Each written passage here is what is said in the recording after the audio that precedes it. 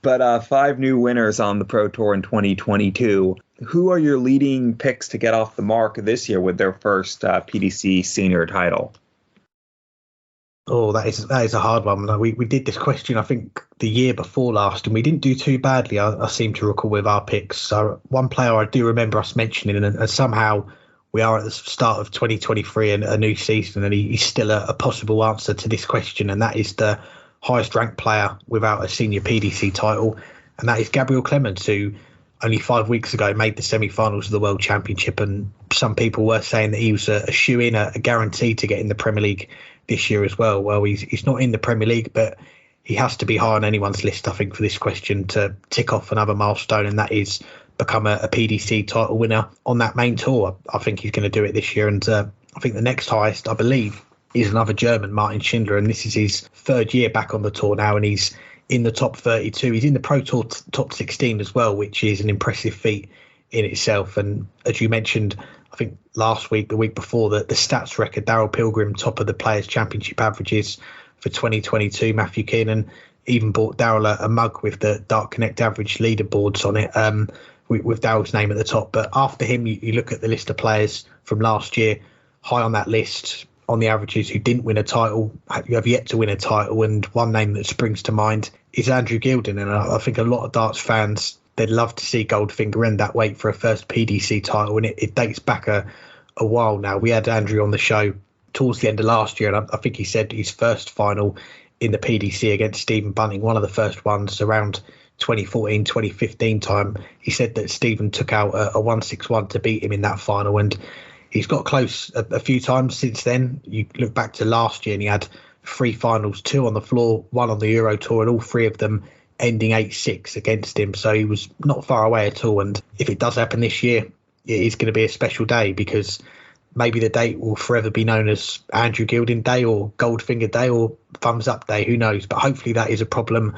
that we are going to have to worry about when he gets over the line this year. And I was looking back at last year, I think there was 6 or 7 others that made finals on the Pro Tour last year that were looking for their first title, the likes of Roby John Rodriguez, Martin Lukeman, Gian Van Veen as well. He's a player that didn't have a tour card, but he's got one after winning one at European Q School. So I'll narrow it down to 3 players, and I'll go with Gabriel Clemens, I'll go with Andrew Gilding, and I'll go with a new tour card holder, Gian Van Veen, to get his first one. They're my 3 picks that I'm going to nail down to win their first senior title in 2023. So good luck, gents. You're probably going to need the luck now as well. Yeah, and of course you took most of the people I was going to say. But no, I had a few others though that I'll discuss. I won't repeat anyone. Even though I'm going second here, I'll throw down the gauntlet and pick 3 people that you didn't pick.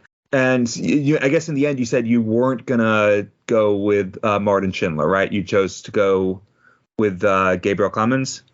Yes.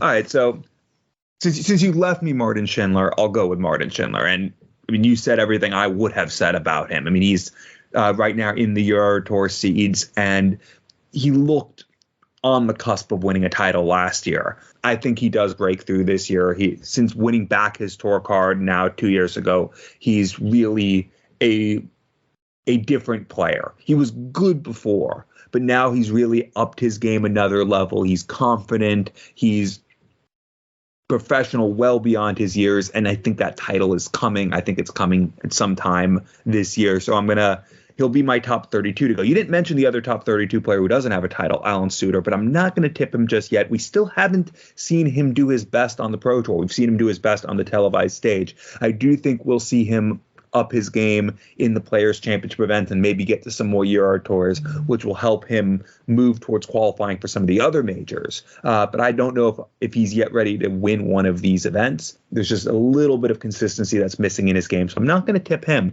but I'll go with someone who's been around for a while, but really rebounded last year. And that's Jermaine Watamena. It looked like he was dropping way down the rankings, and he has dropped down. He was up to almost the top 20 in the world before the pandemic. But once the pandemic hit, his game really disappeared, and he struggled to qualify for the World Championships for a couple years there. But last year, he had by far his best year since 2019, and it looked like he was getting back to that level that he had been at. And where he had been was he made a couple Pro Tour finals. He made a bunch of Pro Tour semifinals. He was top 16 in the Pro Tour Order of Merit, getting into all the Euro Tour events for a couple of years.